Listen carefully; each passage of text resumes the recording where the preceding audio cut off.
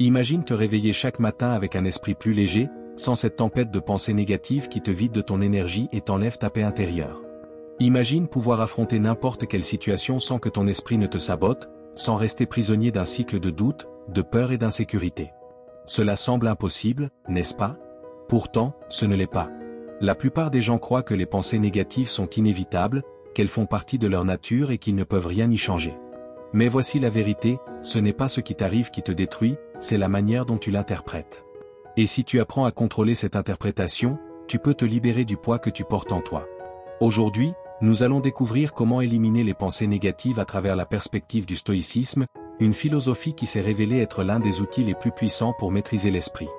Il ne s'agit pas d'ignorer ce qui est mauvais ou de faire semblant que tout va bien, mais plutôt de t'entraîner à voir la réalité sans le filtre de la peur ni celui de l'inquiétude constante. Si tu en as assez de sentir que ton propre esprit est ton pire ennemi, si tu veux reprendre le contrôle de tes pensées et de tes émotions, reste jusqu'à la fin. Si tu apprends ce que je vais te partager, tu ne verras plus jamais les pensées négatives de la même manière. Avant de commencer, je veux que tu prennes un instant pour écrire quelque chose dans les commentaires. Aujourd'hui, je fais un pas de plus vers ma meilleure version. Écris-le avec intention, car en le formulant, ton subconscient l'absorbera et se programmera pour que chacune de tes actions aujourd'hui soit alignée avec cette amélioration continue. Ce petit geste, en apparence anodin, est en réalité bien plus puissant qu'il n'y paraît, il t'aidera à avancer vers la personne que tu souhaites devenir. Numéro 1. Accepter les pensées au lieu de lutter contre elles. Accepter ces pensées plutôt que de lutter contre elles est l'un des principes les plus puissants du stoïcisme. Il ne s'agit pas de les ignorer ni de les réprimer, mais de les observer avec sérénité, sans s'y identifier ni se laisser emporter par leur courant. L'esprit humain est un flot constant d'idées. Certaines sont perturbantes, d'autres réconfortantes, mais toutes sont passagères. Penser que nous ne devrions avoir que des pensées positives ou que nous pouvons éliminer totalement les pensées négatives est une bataille perdue d'avance. La clé n'est pas de les éradiquer, mais d'apprendre à vivre avec elles sans qu'elles nous dominent. Les stoïciens enseignaient que notre perception des événements détermine notre réponse émotionnelle. Épictète disait, ce ne sont pas les événements eux-mêmes qui nous troublent, mais la manière dont nous les interprétons. Si une pensée négative surgit dans notre esprit et que nous résistons avec force, nous ne faisons que lui donner plus de pouvoir. C'est comme essayer d'apaiser la surface d'un étang en la frappant de la main, on ne fait qu'agiter davantage l'eau. À l'inverse, si nous acceptons la pensée sans la nourrir de peur ni de rejet, elle perd son intensité et finit par disparaître, comme un nuage qui passe dans le ciel. La science moderne rejoint d'ailleurs les conclusions des stoïciens. La thérapie d'acceptation et d'engagement, ACT, repose sur l'idée que tenter de contrôler ou d'éliminer les pensées négatives ne fait qu'en renforcer la persistance. Les recherches montrent que le fait d'accepter leur présence sans lutter contre elles réduit considérablement l'anxiété et la dépression. C'est une approche fondée sur l'observation sans jugement, sur l'acceptation plutôt que la résistance. Lorsque nous cessons de nous battre contre notre esprit, il retrouve naturellement son équilibre. Dans la vie quotidienne, cela signifie que lorsqu'une pensée négative apparaît, au lieu de paniquer ou de vouloir la chasser, nous devons simplement la reconnaître. Voici une pensée. Inutile de la qualifier de bonne ou de mauvaise, ni d'essayer de la changer. Cela ne veut pas dire non plus que nous devons nous résigner ou nous soumettre à elle, mais simplement l'accepter comme un visiteur qui entre et qui finit toujours par repartir. Ce qui importe, ce n'est pas la pensée elle-même, mais la manière dont nous réagissons à elle. Par exemple, si notre esprit nous dit que nous ne sommes pas assez bons pour atteindre un objectif, la perspective stoïcienne nous invite à voir cette idée comme un simple produit de notre esprit, et non comme une vérité absolue. Nous pouvons remarquer sa présence sans nous y attacher. Au lieu de débattre intérieurement ou d'essayer de nous convaincre du contraire, nous pouvons simplement dire « C'est intéressant que mon esprit ait produit cette pensée ». Puis, nous poursuivons nos actions sans permettre à cette idée de définir notre réalité. Les pensées négatives perdent leur pouvoir dès que nous cessons de nous identifier à elles. Marc Aurèle l'exprimait clairement. Tu as pouvoir sur ton esprit, pas sur les événements extérieurs. Prends en conscience, et tu trouveras la force. Nous ne pouvons pas empêcher certaines pensées d'émerger, mais nous pouvons toujours choisir comment y répondre. L'acceptation nous aide à garder notre calme et à avancer sans nous enfermer dans une lutte inutile contre notre paix intérieure. Avec le temps, en pratiquant cette attitude, nous remarquons que les pensées qui semblaient auparavant écrasantes perdent de leur intensité. Nous apprenons à les observer avec distance, sans implication émotionnelle. Tout comme un fleuve coule sans résistance, notre esprit apprend à laisser aller ce qui autrefois nous troublait. Nous devenons plus sereins, plus résilients, plus libres. Accepter nos pensées ne signifie pas y croire ni agir selon ce qu'elles nous dictent. Cela veut simplement dire reconnaître leur existence sans leur donner le contrôle de notre vie. Lorsque nous atteignons cet état, nous découvrons que la paix intérieure ne vient pas de l'absence de pensées négatives, mais de notre capacité à vivre avec elles sans crainte. Numéro 2. Utiliser la respiration et la posture pour transformer ton état émotionnel. La façon dont tu utilises ton corps détermine en grande partie ce que tu ressens. Ce n'est pas seulement ton esprit qui influence ton état émotionnel, ton corps aussi a un impact immense sur ta manière d'expérimenter le monde. Les stoïciens le savaient parfaitement. Ils observaient leur posture, leur respiration et la manière dont ils affrontaient chaque situation avec le corps avant même d'y faire face avec l'esprit. Si tu te tiens courbé, si tu respires de façon superficielle et saccadée, si tu évites le contact visuel, ton esprit interprétera ces signaux comme un avertissement, il pensera que tu es en danger, qu'il y a une raison de t'inquiéter.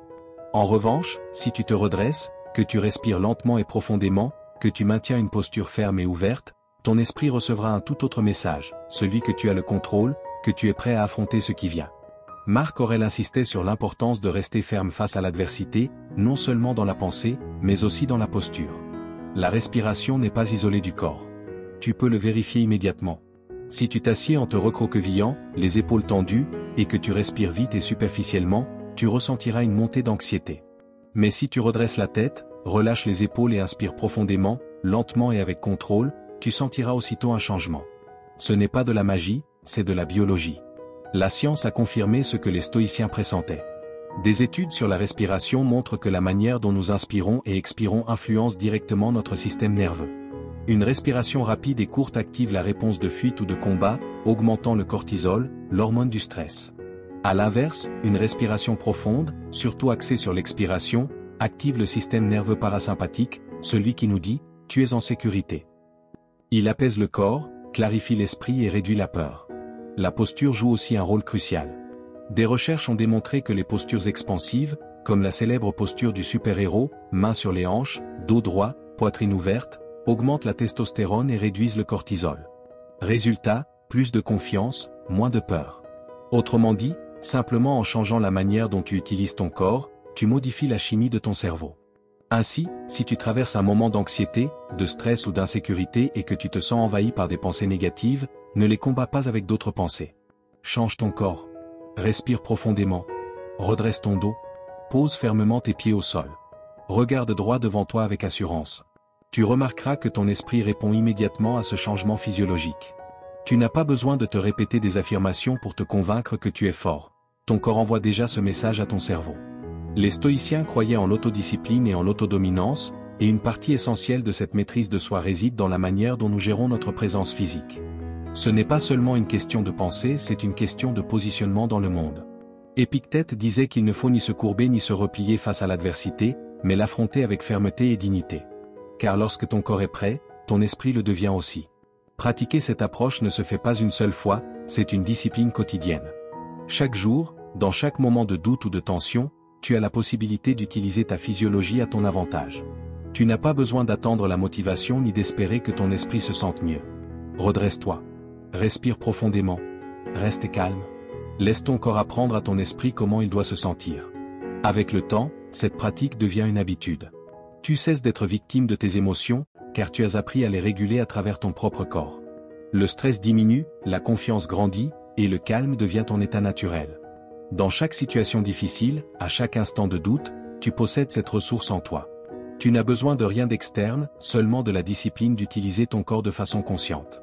C'est ainsi que les stoïciens affrontaient la vie, avec fermeté, maîtrise et présence, sans jamais plier devant l'incertitude. Et c'est ainsi que toi aussi, tu peux le faire. Numéro 3. Classifier les pensées négatives. Les pensées négatives n'apparaissent pas au hasard, elles suivent des schémas prévisibles. L'esprit humain a tendance à répéter les mêmes erreurs, à tomber dans les mêmes pièges logiques encore et encore. Si tu ne les remets pas en question, si tu ne les identifies pas, elles t'entraînent sans que tu t'en rendes compte. Mais lorsque tu commences à les observer attentivement, tu découvres qu'elles obéissent toujours à des structures similaires. Tu peux alors les classer, les comprendre, ou surtout, les affaiblir. Marc Aurèle écrivait dans ses pensées pour moi-même que nos inquiétudes sont le résultat de perceptions erronées. Ce qui nous angoisse n'est pas ce qui arrive, mais l'interprétation que nous en faisons. L'esprit fabrique des histoires, exagère les problèmes, voit des menaces là où il n'y en a pas. Parfois, il généralise, j'échoue toujours, rien ne marche jamais pour moi. D'autres fois, il tombe dans le piège du tout ou rien, si je ne suis pas le meilleur, alors je suis un raté total. Ces distorsions ne reflètent pas la réalité. Mais si tu les acceptes sans les questionner, elles deviennent ta vérité. La psychologie moderne a confirmé ce que les stoïciens avaient déjà pressenti. La thérapie cognitive a identifié plusieurs types de pensées distordues qui nourrissent l'anxiété et la dépression. La généralisation excessive, le catastrophisme, la pensée dichotomique ou le filtrage négatif. Ce sont les mêmes erreurs que Marc Aurèle et Épictète dénonçaient déjà dans leurs écrits. Comme le disait Épictète, lorsque tu tombes dans ces pièges mentaux, ton esprit te trompe, il te fait croire que le problème est bien plus grave qu'il ne l'est réellement. Mais si tu apprends à les identifier et à les classer, ces pensées perdent de leur pouvoir sur toi. Pense à une pensée négative qui revient souvent dans ta vie. Peut-être qu'après un échec, ton esprit te murmure « je suis inutile ». Quel type d'erreur est-ce? C'est une généralisation excessive.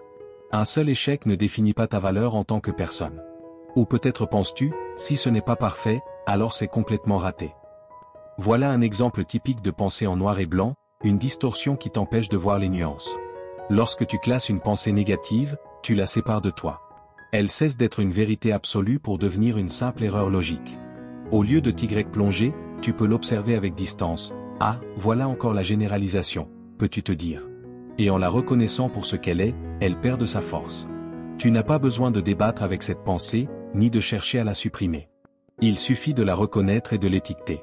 Épictète disait, ce ne sont pas les choses elles-mêmes qui nous troublent, mais l'opinion que nous avons sur elles. Si tu apprends à remettre en question ces opinions, à identifier quand ton esprit retombe dans un schéma répétitif, tu commences à reprendre le contrôle. Cela ne veut pas dire que tu n'auras plus jamais de pensées négatives, mais elles ne t'affecteront plus de la même manière. C'est un exercice que tu peux pratiquer chaque jour.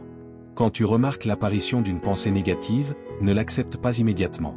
Demande-toi, dans quelle catégorie entre-t-elle? Est-ce une exagération? Une pensée absolutiste? Une conclusion hâtive? Plus tu t'exerces à cette classification, plus tu repéreras rapidement ces erreurs, et moins elles auront d'impact sur ton état émotionnel. Avec le temps, tu constateras un changement. Les pensées qui auparavant t'auraient submergé passent désormais sans t'ébranler. Tu apprends à les voir pour ce qu'elles sont, des constructions mentales, et non des vérités immuables. Et au lieu de réagir impulsivement, tu réponds avec calme et clarté. C'est cela, le pouvoir de l'observation stoïcienne, il ne s'agit pas d'éviter les pensées négatives ni de lutter contre elles, mais de comprendre leur nature et de les voir avec objectivité. Car lorsque tu les comprends, elles cessent d'avoir du pouvoir sur toi, et c'est là que tu découvres la véritable liberté. Numéro 4. Écrire et extérioriser les pensées négatives. Écrire ces pensées négatives est un outil puissant. Ce que l'on ne nomme pas nous contrôle, mais ce que l'on exprime perd de sa force. Lorsque l'anxiété ou la tristesse t'envahissent, mets-les en mots. Écris sans filtre, sans censure, sans te soucier de la grammaire ou de la cohérence. Laisse-les simplement s'écouler de ton esprit vers le papier, comme si tu vidais un verre rempli d'eau trouble. Peu importe si ces pensées sont sombres, irrationnelles ou exagérées, l'important est de les sortir de ta tête et de les faire circuler. En les écrivant, tu les vois pour ce qu'elles sont, des pensées, pas des vérités absolues. L'esprit est un narrateur chaotique qui répète souvent les mêmes histoires de peur, d'échec ou de désespoir. Mais lorsque tu écris, tu deviens l'observateur de ces histoires, et non plus leur victime. Tu remarques alors que beaucoup de ces pensées n'ont aucune base réelle, qu'elles ne sont que suppositions, distorsions ou exagérations de situations qui ne se sont peut-être jamais produites. Parfois même, ce sont des souvenirs déformés par le temps et les émotions. La science confirme les bienfaits de cet exercice. L'écriture expressive réduit le stress, améliore la santé mentale et peut même renforcer le système immunitaire. Écrire sur ce qui te tourmente permet de le traiter d'une manière structurée. C'est une façon de donner une forme au chaos intérieur. Ce qui n'était qu'un tourbillon mental devient une forme sur le papier, avec un début et une fin. Et lorsqu'une chose a une forme, il devient plus facile de la comprendre et de la gérer. Fais-en l'expérience maintenant. Prends une feuille et écris les pensées qui t'empoisonnent le plus.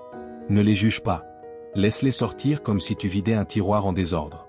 Ne cherche pas à les embellir ni à leur donner du sens, fais-les simplement sortir. Puis, lorsque tu as terminé, regarde-les et donne-leur un nom. Pas n'importe quel nom, choisis-en un qui t'amuse, qui enlève de la gravité à ce que tu ressens. Si ton anxiété te répète que tu es un échec, appelle-la le critique de cinéma impitoyable. Si ta tête te murmure que personne ne t'aime, nomme cette pensée le film d'horreur qui n'a jamais eu lieu. Donner un nom à tes pensées, c'est leur retirer leur mystère et leur pouvoir sur toi.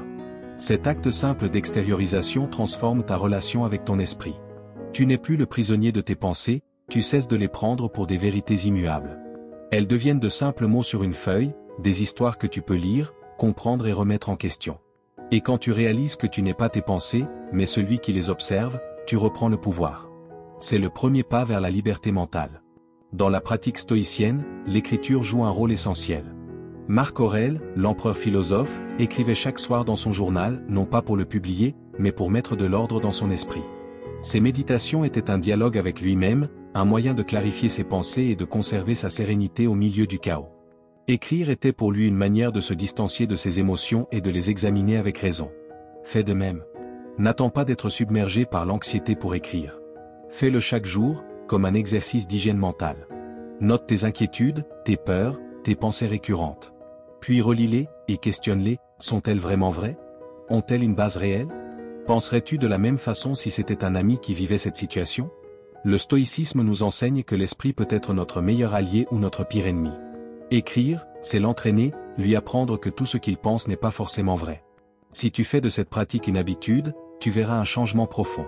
Les pensées négatives continueront d'apparaître, c'est la nature humaine, mais elles ne t'affecteront plus de la même manière.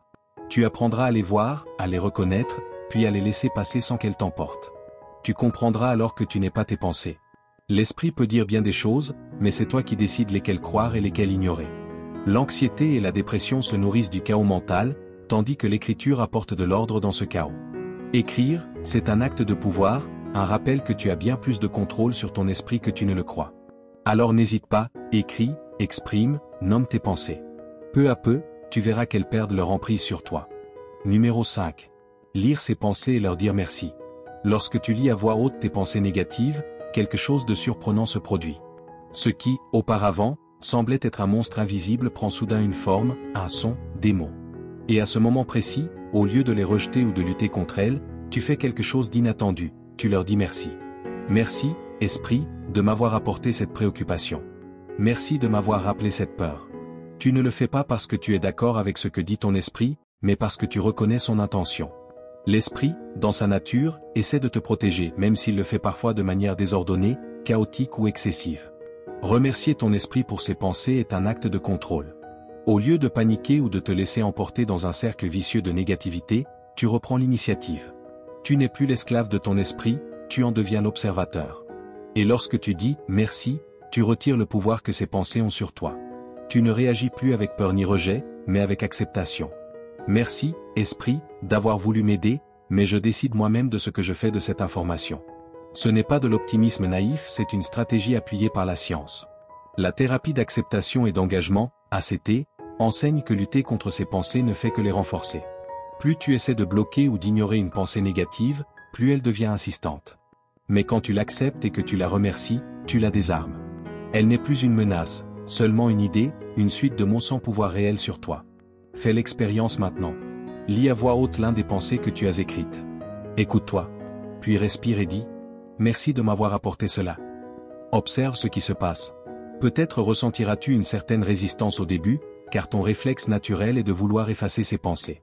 Mais si tu répètes cet exercice plusieurs fois, tu remarqueras un changement.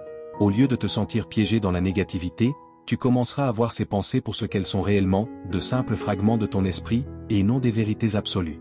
Imagine que ton esprit est comme un assistant mal entraîné. Il veut t'avertir de tous les dangers possibles, même ceux qui n'existent pas. Il te rappelle des erreurs passées, des peurs futures, des soucis insolubles. Son intention n'est pas mauvaise, mais sa méthode est maladroite. Et si, à chaque fois qu'il t'apporte une pensée, tu le repousses ou le réprimandes, il continuera d'insister.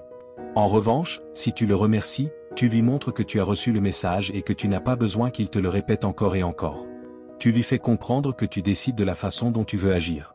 Les stoïciens connaissaient bien cette dynamique.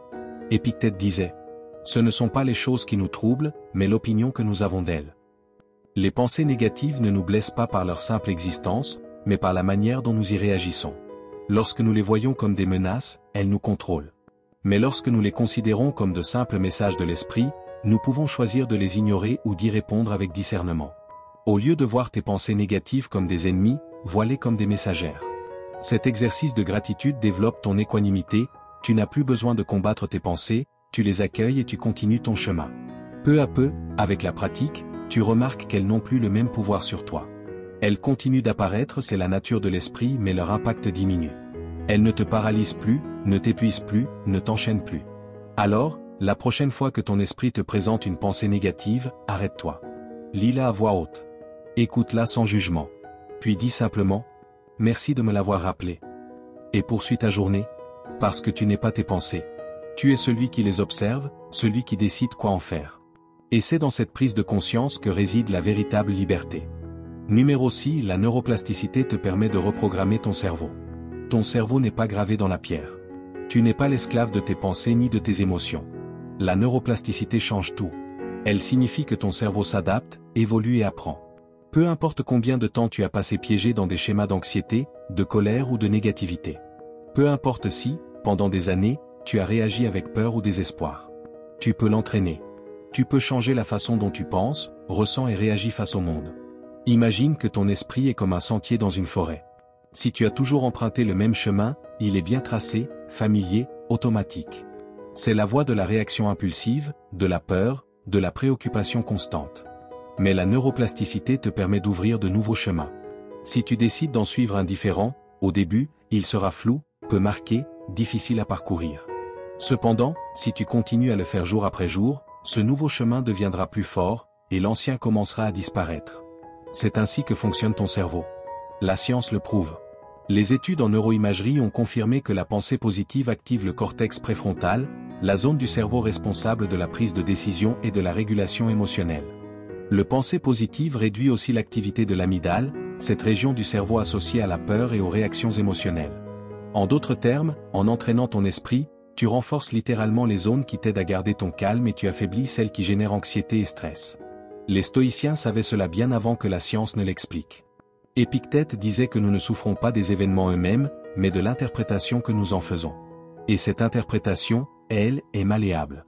Tu n'es pas condamné à réagir toujours de la même manière. Tu peux reprogrammer ta réponse. Tu peux choisir la façon dont tu interprètes ce qui t'arrive. Tu ne contrôles pas le monde extérieur, mais tu peux entraîner ton esprit pour qu'il devienne ton allié plutôt que ton ennemi. Il existe des techniques concrètes pour y parvenir. La méditation et la pleine conscience sont des exercices pratiques qui renforcent le contrôle de soi et réduisent la réactivité émotionnelle. Ce n'est pas quelque chose de mystique ou de compliqué. Il s'agit simplement d'apprendre à ton cerveau à observer les pensées sans se laisser emporter par elles. Lorsque tu médites, tu entraînes ton muscle de concentration. Tu apprends à remarquer quand ton esprit veut t'emmener vers la peur ou la préoccupation, mais au lieu de le suivre, tu l'observes et tu le laisses passer. Chaque fois que tu fais cela, tu renforces les connexions neuronales qui t'aident à maintenir ton calme. Une autre méthode consiste à utiliser consciemment le langage. Ce que tu te dis crée des voies neuronales. Si tu répètes sans cesse « je ne peux pas y arriver » ou « c'est trop pour moi », tu renforces la voie de l'impuissance. Mais si tu commences à te dire « je peux gérer cela, j'ai surmonté pire, cela aussi passera », tu traces un nouveau chemin dans ton esprit. Ce n'est pas de l'auto-tromperie, c'est de l'entraînement mental. Il ne s'agit pas d'ignorer la réalité, mais de choisir une manière de réagir qui te fortifie au lieu de t'affaiblir. Les stoïciens pratiquaient ce type d'entraînement mental chaque jour. Marc Aurèle, dans ses méditations, écrivait des réflexions pour se rappeler que tout est passager, que les émotions sont temporaires et que la véritable force réside dans l'esprit. Il ne s'attendait pas à se sentir bien automatiquement. Il savait que c'était un processus de discipline et de répétition. Et c'est exactement ce que montre la neuroplasticité, la répétition crée le changement. La constance modèle le cerveau. Si tu pratiques cela chaque jour, tu remarqueras une transformation réelle. Cela ne veut pas dire que tu ne ressentiras plus jamais de stress ou d'anxiété, mais tu auras davantage de contrôle sur ta manière d'y répondre. Tu constateras que tu prends les choses avec plus de calme, que les inquiétudes ne te dominent plus comme avant, que tu affrontes les défis avec une plus grande clarté d'esprit. Ton cerveau sera mieux entraîné pour répondre avec rationalité plutôt qu'avec panique. Alors, ne laisse pas l'ancienne histoire de ton esprit te définir. Tu n'es pas tes pensées automatiques, ni tes émotions passagères. Tu as le pouvoir de changer. Tu as la capacité d'entraîner ton cerveau pour qu'il travaille à ton avantage. La neuroplasticité est réelle et le stoïcisme le savait déjà. L'esprit se façonne avec la pratique. Alors commence aujourd'hui. Ce ne sera pas immédiat, mais chaque petit effort construit un cerveau plus fort, plus calme, plus libre. Numéro 7. Éviter l'inactivité mentale à long terme. L'esprit est comme l'eau, s'il stagne, il se corrompt. Quand tu ne le diriges pas, quand tu le laisses dériver sans but, il commence à se remplir de pensées répétitives, de soucis inutiles et de peurs imaginaires. Ce n'est pas un hasard si, lorsque tu ne fais rien, les pensées négatives surgissent avec plus de force. C'est parce qu'un esprit sans direction cherche toujours un point d'attention. Et bien souvent, ce qu'ils trouvent, ce sont des angoisses, des insécurités et du désespoir. Le cerveau au repos n'est pas un cerveau en paix. L'inactivité prolongée n'apporte pas le calme, elle engendre l'agitation. Les études le confirment, lorsqu'un esprit n'a pas de but clair, il tend à se concentrer sur le négatif. C'est un mécanisme évolutif. Notre cerveau a été conçu pour détecter les menaces et anticiper les problèmes. Si on ne lui donne rien sur quoi se concentrer, il cherchera le danger, même là où il n'y en a pas. C'est pourquoi, lorsque nous restons inactifs, nos pensées tournent en rond sans jamais aboutir à une conclusion, épuisant notre énergie et notre morale. Les stoïciens avaient compris cela depuis des siècles. Ils ne croyaient pas à l'inactivité mentale. Pour eux, le temps était une ressource précieuse à utiliser avec intention. Il ne s'agissait pas d'être occupé pour être occupé, mais de maintenir l'esprit focalisé sur quelque chose d'utile. Marc Aurèle écrivait ses réflexions chaque jour, non seulement comme un exercice philosophique, mais aussi comme un moyen de diriger sa pensée. Sénèque, lui, mettait en garde contre les dangers de l'oisiveté mentale, ce laisser-aller intérieur où les pensées incontrôlées deviennent nos maîtres. Mais garder l'esprit actif ne veut pas dire le remplir de distractions vides. Il ne s'agit pas de consommer du contenu sans intérêt ou de rester constamment diverti. Il s'agit de nourrir son esprit, de lui donner des défis, de l'entraîner à se concentrer sur ce qui compte vraiment. Apprendre quelque chose de nouveau est une excellente manière d'y parvenir. Lire, écrire, résoudre des problèmes, développer des compétences. Toutes ces activités maintiennent ton cerveau en mouvement, le fortifient et le rendent plus résistant au stress et à l'anxiété. La méditation active est aussi un outil puissant. Tu n'as pas besoin de rester immobile, les yeux fermés. Tu peux méditer en marchant, en faisant du sport, ou même en accomplissant tes tâches quotidiennes. L'essentiel, c'est d'être présent, d'entraîner ton esprit à ne pas se perdre dans des pensées inutiles. Chaque fois que tu remarques que ton esprit s'évade et que tu le ramènes au moment présent, tu renforces ta capacité de concentration. Tu reprends le contrôle de ton esprit, au lieu de le laisser te contrôler. Les jeux de logique, les énigmes, l'apprentissage d'une langue ou d'un instrument de musique sont d'autres moyens efficaces de garder ton esprit actif et en croissance. Non seulement ils te rendent plus compétent, mais ils réduisent aussi la tendance naturelle de l'esprit à la rumination. La science l'appuie, lorsque le cerveau est engagé dans une tâche stimulante mais accessible, il libère de la dopamine, un neurotransmetteur qui améliore l'humeur et la motivation. À l'inverse, quand il reste inactif trop longtemps, l'activité augmente dans les régions associées à la peur et à l'anxiété. Le stoïcisme ne prône pas l'hyperactivité ni le travail incessant, mais un usage conscient du temps. Il nous invite à ne pas laisser les jours s'écouler dans l'inertie, à ne pas permettre à notre esprit de devenir un terrain fertile pour les pensées destructrices. Si tu te sens piégé dans des cycles de soucis ou dans une inactivité qui nourrit ton angoisse, change simplement de direction. Oriente ton esprit vers quelque chose d'utile, quelque chose qui te fait grandir. Tu n'as pas besoin de grands projets ni d'objectifs complexes. De petites actions suffisent du moment qu'elles maintiennent ton esprit en mouvement et l'empêchent de s'enliser dans la négativité. Lorsque tu choisis consciemment le point de focus de ton esprit, tu réduis sa tendance à te saboter. Les pensées négatives perdent de leur puissance quand tu te concentres sur quelque chose de plus grand qu'elles. Il ne s'agit pas de les ignorer, mais de ne pas leur donner la place de dominer ta journée. Alors, fais bouger ton esprit. Entraîne-le. Utilise-le avec intention. L'inactivité prolongée ne mène qu'au chaos. L'action consciente, elle, apporte la clarté. Et dans cette clarté, tu trouves la liberté. Numéro 8, exercer le pardon envers soi-même. Commettre des erreurs est inévitable. Peu importe à quel point nous nous efforçons de bien faire, il arrivera toujours un moment où nous échouerons. Et lorsque cela se produit, cette voix intérieure apparaît, celle qui nous juge sans pitié.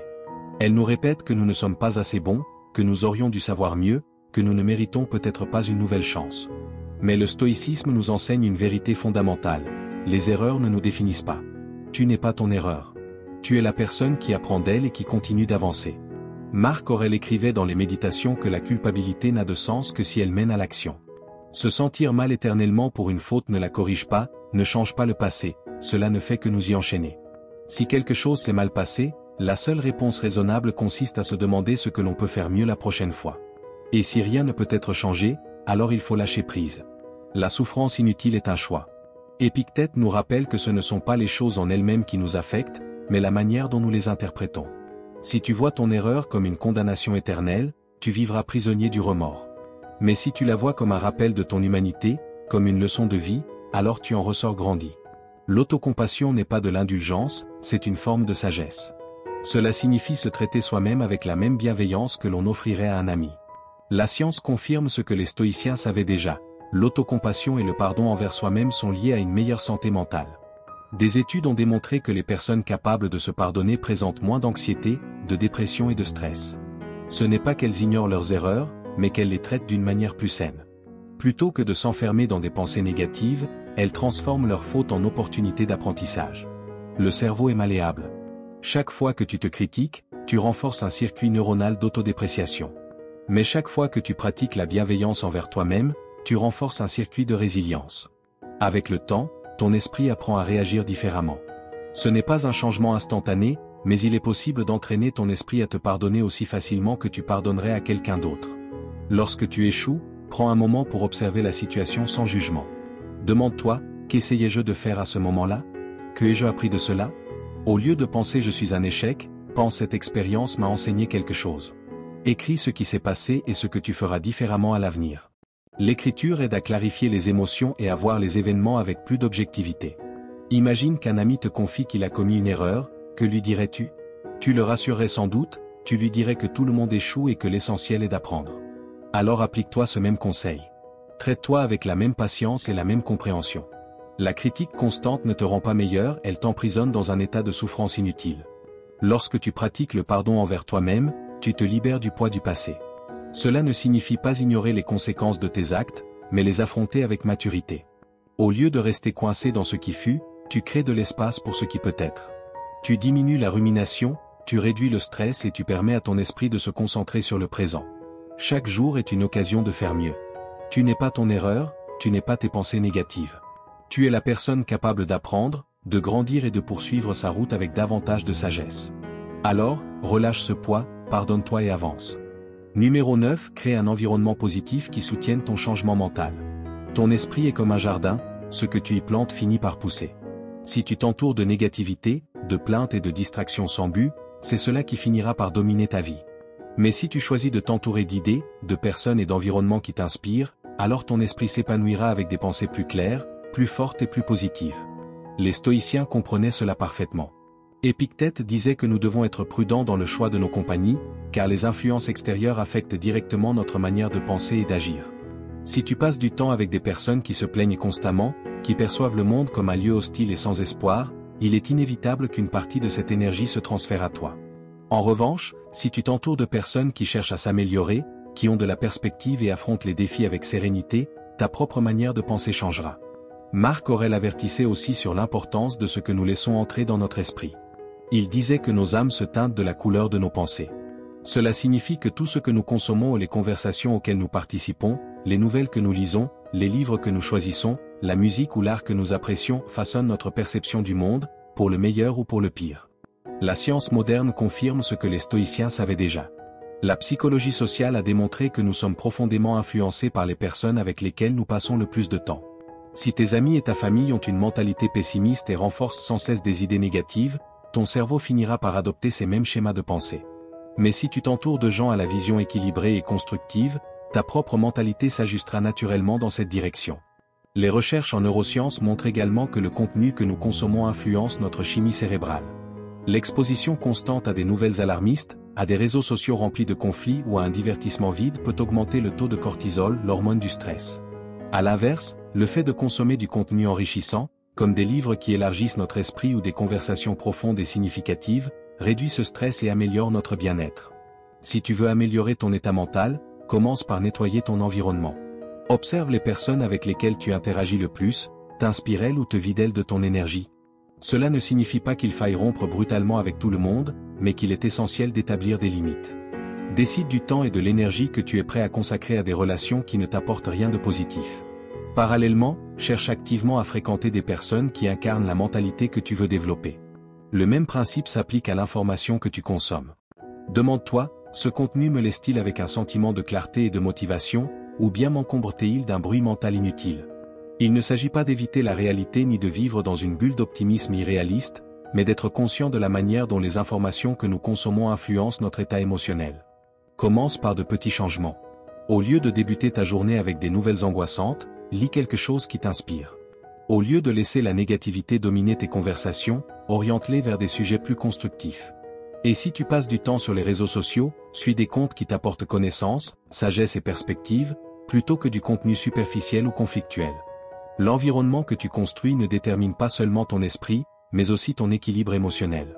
Lorsque tu réduis ton exposition aux stimuli générateurs d'anxiété et que tu augmentes ton contact avec des sources de calme, d'apprentissage et de croissance, ton bien-être s'améliore naturellement. Tu remarques moins de pensées négatives et davantage de clarté mentale. Si tu veux changer ta vie, commence par changer ce que tu laisses entrer dans ton esprit.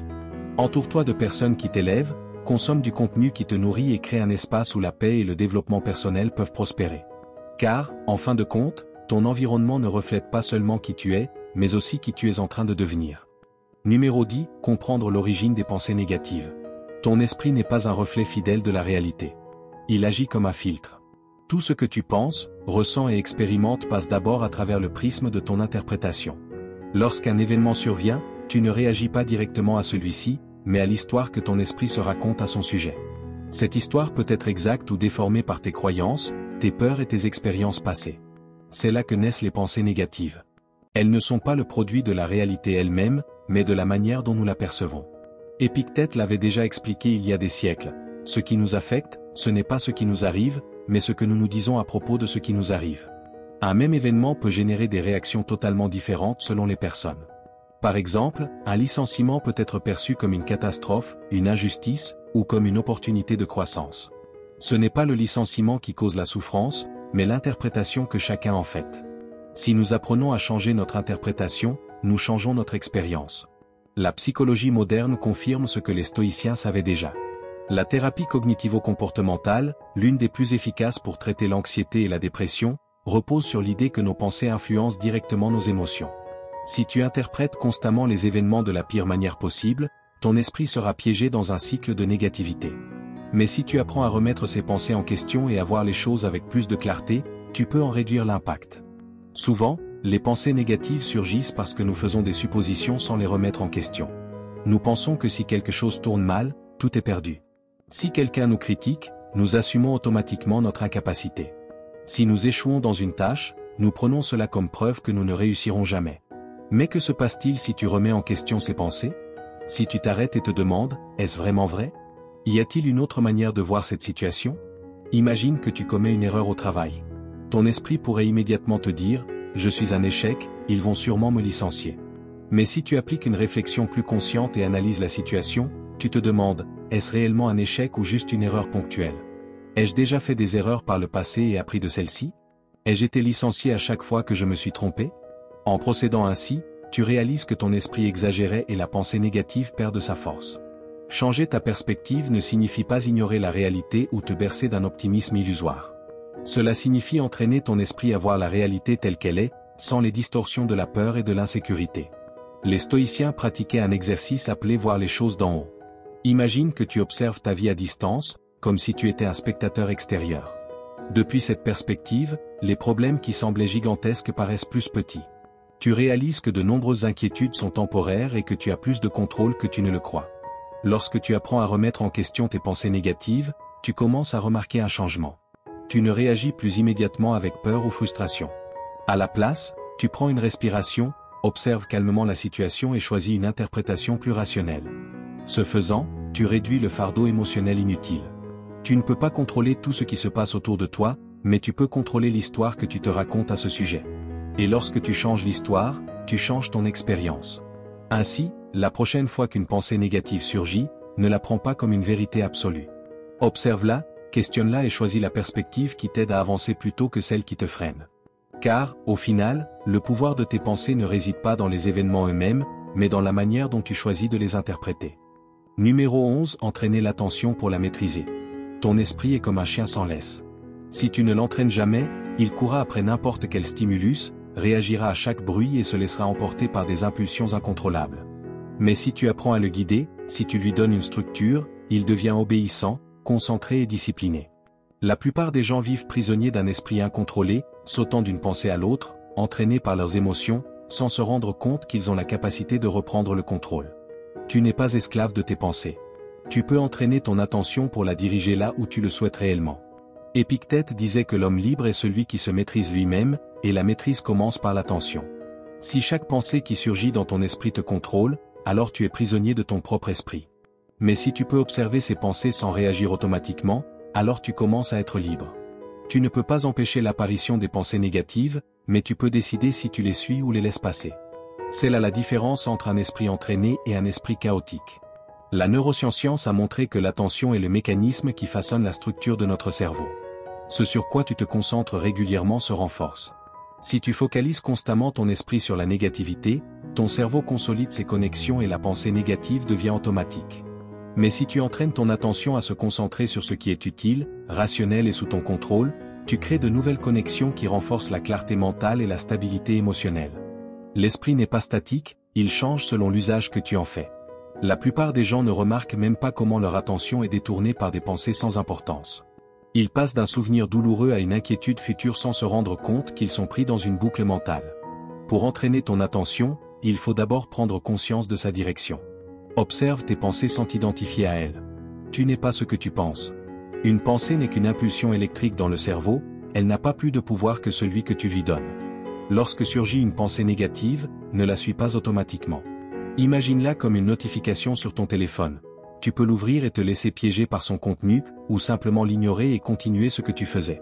L'attention est comme un muscle, plus tu l'exerces, plus elle devient forte. Chaque fois que ton esprit divague et que tu le ramènes au présent, tu l'entraînes. Au début, il résiste, il s'épuise, mais avec le temps, cela devient plus facile. Une technique efficace consiste à ancrer ton attention sur la respiration. Quand tu remarques qu'une pensée négative a pris le contrôle, ramène ton attention sur la sensation de l'air entrant et sortant de ton corps. La respiration est toujours dans le présent, elle n'appartient ni au passé ni au futur. Chaque retour à la respiration offre à ton esprit une pause, une opportunité de sortir de la boucle de l'inquiétude. Une autre méthode consiste à remettre en question les pensées automatiques. Si ton esprit dit « cela va mal se passer », arrête-toi et demande-toi « est-ce un fait ou juste une supposition ?» Ne prends pas chaque pensée comme une vérité absolue. Analyse-la, démonte sa logique, cherche des alternatives. L'esprit chaotique croit tout ce qu'il pense, l'esprit entraîné questionne, observe et choisit. En entraînant ton attention, tu remarques que les pensées négatives perdent de leur force. Non pas qu'elles disparaissent, mais elles cessent de t'affecter de la même manière. Tu ne réagis plus avec la même intensité. Tu apprends à leur laisser de l'espace sans qu'elles te contrôlent. Avec le temps, ton esprit devient plus calme, plus clair, plus résilient. La véritable liberté ne consiste pas à faire ce que tu veux, mais à être maître de toi-même. Maîtriser ton attention est le premier pas pour maîtriser ton esprit. Et quand tu maîtrises ton esprit, aucune pensée n'a de pouvoir sur toi. Numéro 12. Le pouvoir du moment présent. La pensée négative se nourrit du passé et du futur. L'esprit est expert pour voyager dans le temps. Un instant, tu es ici, et le suivant, tu te retrouves piégé dans des souvenirs que tu ne peux pas changer ou dans des scénarios futurs qui ne se produiront peut-être jamais. C'est là que naît la souffrance. La tristesse se nourrit du passé, l'anxiété du futur. Mais le présent, le seul endroit où tu existes réellement, est l'endroit où la paix peut se trouver. Les stoïciens comprenaient cela parfaitement. Marc Aurèle écrivait que si tu t'angoisses pour quelque chose d'extérieur, ce n'est pas la situation en elle-même qui t'affecte, mais ton interprétation de celle-ci. Et souvent, cette interprétation est contaminée par ce qui s'est passé auparavant ou par ce que nous craignons qu'il advienne après. Mais que se passerait-il si, au lieu de te perdre dans ces pensées, tu ramenais ton esprit à l'instant présent? La préoccupation pour le passé est inutile. Ce que tu as fait, ce que tu as dit, ce qui est arrivé, ne peut plus être changé. Pourtant, l'esprit insiste pour le revivre, cherchant des moyens de le modifier, se punissant pour ce qu'il considère comme des erreurs ou s'accrochant à des souvenirs comme s'ils étaient des réalités actuelles. Le passé n'est qu'une pensée dans l'instant présent. Il n'a pas d'existence propre, il vit seulement dans ton esprit. Et c'est toi qui décides du pouvoir que tu lui accordes. La peur du futur est tout aussi destructrice. Nous nous projetons dans des scénarios catastrophiques, imaginons tout ce qui pourrait mal tourner, anticipons des problèmes qui n'existent pas encore. Mais la plupart de ces inquiétudes ne se matérialisent jamais. Ce ne sont que des illusions, des constructions d'un esprit inquiet. Épictète disait que nous souffrons davantage dans l'imagination que dans la réalité, et il avait raison. La majeure partie de la douleur ne vient pas de ce qui se produit réellement, mais de ce que nous craignons qu'il se produise. La science moderne soutient cette sagesse ancienne. La thérapie d'acceptation et d'engagement ainsi que la pratique de la pleine conscience ont montré que se concentrer sur le présent réduit significativement l'anxiété et la dépression. Lorsque tu portes ton attention sur l'instant présent, ton système nerveux se calme. Ton esprit cesse de sauter entre le passé et l'avenir et commence à expérimenter la vie telle qu'elle est réellement. Mais comment pratiquer cela concrètement? Chaque fois que tu remarques que tu es prisonnier de pensées sur le passé ou le futur, fais une pause. Demande-toi, cela se passe-t-il maintenant ou est-ce seulement dans mon esprit? Si ce n'est pas en train de se produire maintenant, cela n'est qu'une pensée. Observe-la sans y identifier. Tu n'as pas besoin de lutter contre elle ni de la faire disparaître. Donne-lui simplement de l'espace et laisse-la passer. Une autre manière de t'ancrer dans le présent est la respiration. Ressens l'air qui entre et sort, observe les sensations de ton corps, écoute les sons autour de toi. Tout cela te ramène à l'instant présent. Tu ne peux pas être dans le passé ou le futur si tu es complètement immergé dans ce qui se passe maintenant. Si tu manges, concentre-toi sur le goût. Si tu marches, ressens le mouvement de tes pieds. Si tu parles avec quelqu'un, écoute vraiment au lieu d'être enfermé dans ton esprit. La pleine conscience n'est pas un concept abstrait. C'est une pratique constante. C'est choisir encore et encore d'être ici plutôt que de se perdre dans des pensées inutiles.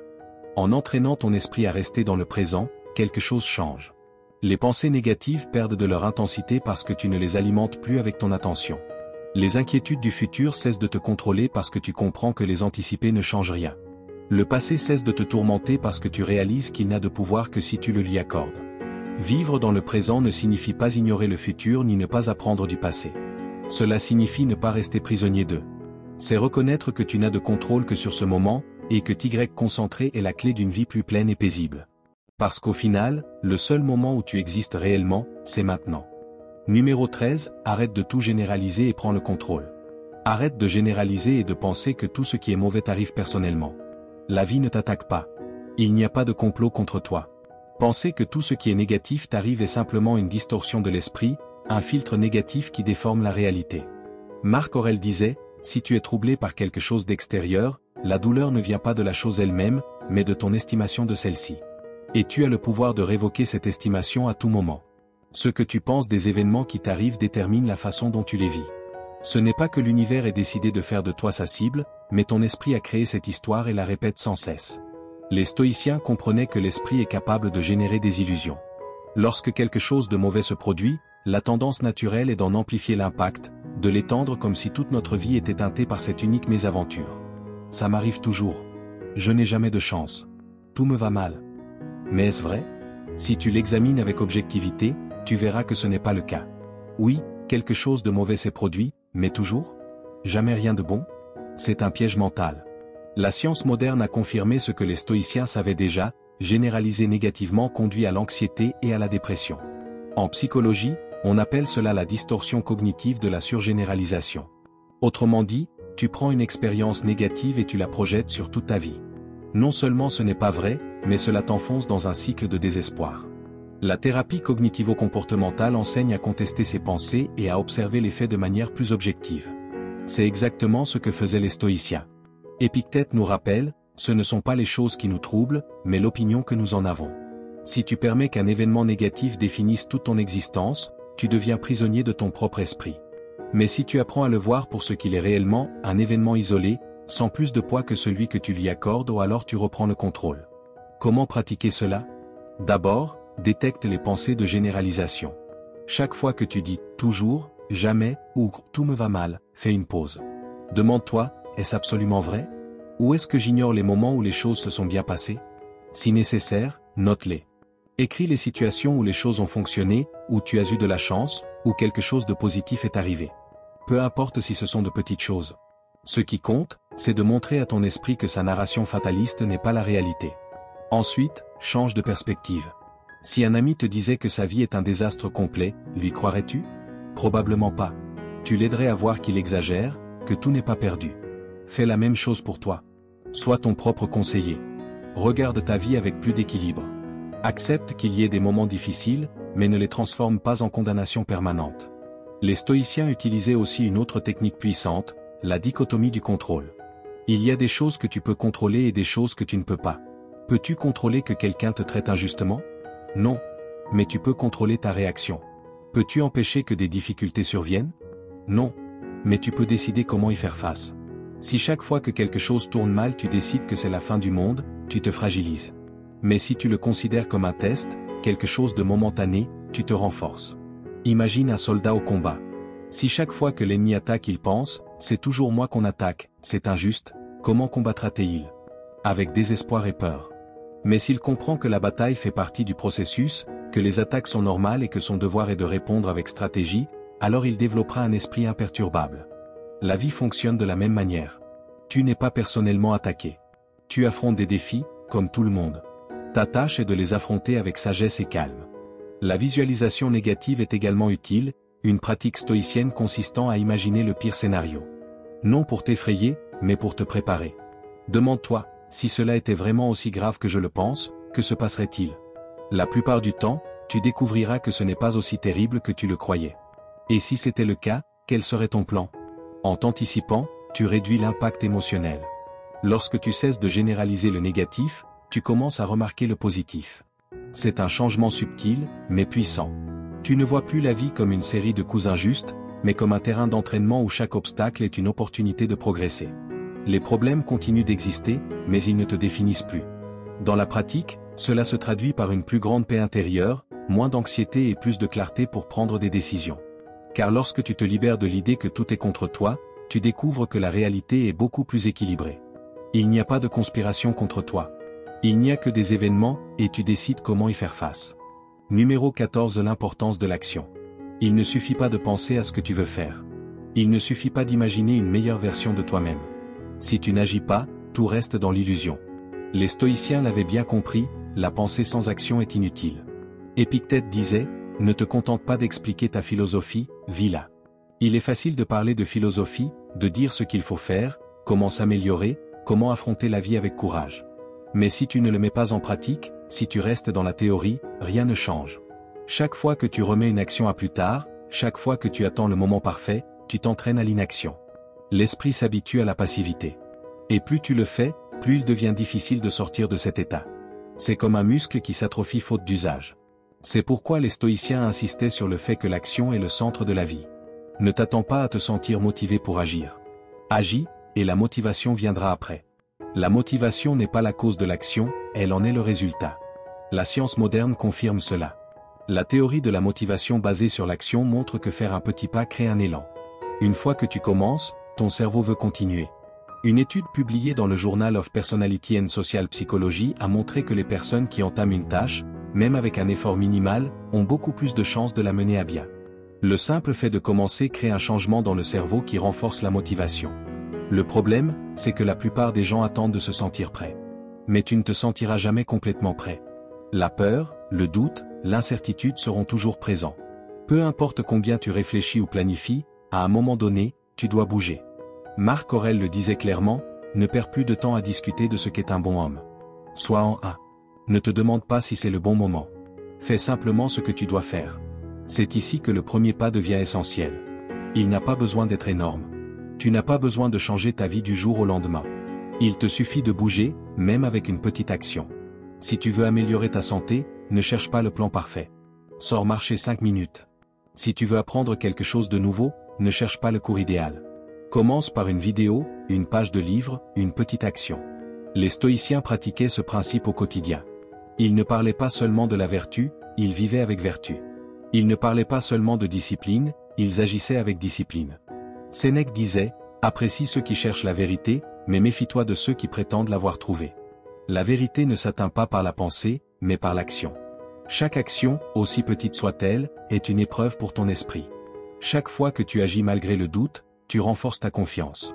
Tu commences à te prouver que tu es capable. Tu n'as pas besoin de te sentir sûr avant d'agir. C'est le contraire, tu agis, et la confiance vient ensuite. Mieux encore, l'action crée un effet en chaîne. Tu fais quelque chose de petit et tu te sens bien. Cette sensation d'accomplissement, même minime, te pousse à faire plus. L'esprit apprend, je suis quelqu'un qui agit. Et c'est ainsi que se construit le caractère, non avec des pensées grandioses, mais avec de petites actions constantes. Regarde ta vie maintenant. Il y a quelque chose que tu as remis à plus tard, quelque chose que tu sais devoir faire mais que tu as laissé traîner. Ne réfléchis plus. Ne cherche plus le moment parfait. Fais-le. Même si ce n'est qu'un petit pas, un appel, un message, une minute d'effort. Peu importe la taille de l'action. Ce qui compte, c'est que tu bouges. Les stoïciens savaient que la vie se mesure par ce que nous faisons, pas par ce que nous pensons. Au final, personne ne se souviendra du nombre de plans que tu as faits, du nombre d'idées que tu as eues ou des résolutions que tu as notées dans un carnet. Ce qui importe, c'est ce que tu as fait. L'action est ce qui définit qui tu es. Numéro 15. Comprendre que la plupart de nos inquiétudes sont irréelles. Ton esprit est expert pour te faire souffrir à propos de choses qui ne se sont même pas produites. Il anticipe, imagine le pire scénario possible et te convainc que c'est inévitable. Une erreur au travail et tu t'imagines déjà au chômage. Un message resté sans réponse et tu penses que cette personne te déteste. Une petite gêne physique et tu crois que c'est quelque chose de grave. Tu vis alors pris au piège d'un film d'horreur qui n'existe que dans ta tête. Marc Aurèle disait, « Beaucoup de nos angoisses sont le produit de notre propre imagination. Ce n'est pas la réalité qui te tourmente, mais l'histoire que tu te racontes à son sujet. Tu crois qu'anticiper le mal te protégera, mais la seule chose que tu réussis à faire, c'est t'épuiser avant l'heure. En réalité, la majorité de nos inquiétudes ne se matérialisent jamais. Les études le confirment. Une analyse sur la pensée catastrophique a révélé que 80 à 85% des choses qui nous inquiètent ne se produisent jamais. Et pour les 15% qui se produisent, la plupart du temps ce n'est pas aussi grave que nous l'imaginions, et nous réussissons à y faire face mieux que nous le pensions. L'esprit a tendance à exagérer les problèmes, à les gonfler jusqu'à les rendre ingérables. Mais lorsqu'on regarde en arrière, on se rend compte que nous avons survécu à tout ce qui nous inquiétait un jour. Épictète nous enseignait que ce qui nous perturbe, ce ne sont pas les événements eux-mêmes, mais l'interprétation que nous en faisons. Un retard dans la circulation peut n'être qu'un retard, mais si tu le vois comme une tragédie, tu te remplis de frustration. Un problème au travail peut être une opportunité d'apprentissage, mais si tu le prends comme une catastrophe, tu te paralyses. Ce n'est pas la situation qui te touche, mais la façon dont tu la vois. Alors, comment cesser d'être victime de tes inquiétudes? La clé est de les remettre en question. La prochaine fois qu'une pensée négative envahit ton esprit, arrête-toi et demande-toi, est-ce un fait ou seulement une supposition? Est-il vraiment probable que cela arrive? Et si cela arrivait, serait-ce aussi dévastateur que mon esprit me le fait croire? Il est fort probable que tu découvres que le problème est beaucoup plus petit qu'il n'y paraît. Sénèque disait, nous souffrons plus dans notre imagination que dans la réalité. Pense à toutes les fois où tu t'es inquiété pour quelque chose qui ne s'est jamais produit. Tout le temps et l'énergie que tu as perdu à souffrir pour des scénarios qui n'existaient que dans ton esprit. Imagine maintenant à quel point ta vie serait plus légère si tu apprenais à filtrer ces inquiétudes, à distinguer ce qui importe vraiment de ce qui n'est que bruit mental. Les stoïciens pratiquaient la visualisation négative, mais avec un objectif clair, non pas pour s'angoisser, mais pour se renforcer. Si tu crains que quelque chose de mauvais se produise, au lieu de résister, imagine ce qui se passerait. Demande-toi, et alors? Réellement, ne pourrais-je pas le supporter? Serait-ce vraiment la fin du monde? Dans la plupart des cas, tu te rendras compte que tu pourrais gérer la situation. Même si les choses ne se passent pas comme tu l'espérais, la vie continue. La perspective change tout. La façon dont tu perçois les choses change tout. Si tu considères chaque inconvénient comme un désastre, tu vivras dans un état de stress constant. Mais si tu comprends que la majorité des problèmes sont temporaires et gérables, ton esprit sera en paix. Il ne s'agit pas d'ignorer la réalité, mais de la voir avec plus de clarté, sans le filtre de la peur et de l'exagération. Regarde ta vie maintenant. Pense à l'inquiétude qui t'affecte le plus en ce moment. Est-elle vraiment si grave? Est-ce une certitude ou seulement une possibilité? Dépend-il de toi de la changer? Si la réponse est non, alors lâche prise. Si la réponse est oui, agis. Mais ne reste pas dans l'angoisse. Ne laisse pas ton esprit te piéger dans une histoire d'horreur que tu es en train d'écrire toi-même. Si tu es arrivé jusqu'ici, c'est parce que tu es prêt à faire ce pas vers la meilleure version de toi-même. Avant de partir, je veux que tu répètes ce que nous avons écrit au début. Aujourd'hui, je fais un pas de plus vers ma meilleure version. Commente maintenant, car en le faisant, tu renforces ton engagement envers ce changement. Si tu es vraiment disposé à t'améliorer et à te transformer, c'est ton moment. N'oublie pas que chaque jour compte, et aujourd'hui tu es déjà plus proche de la personne que tu veux devenir. À bientôt dans la prochaine vidéo.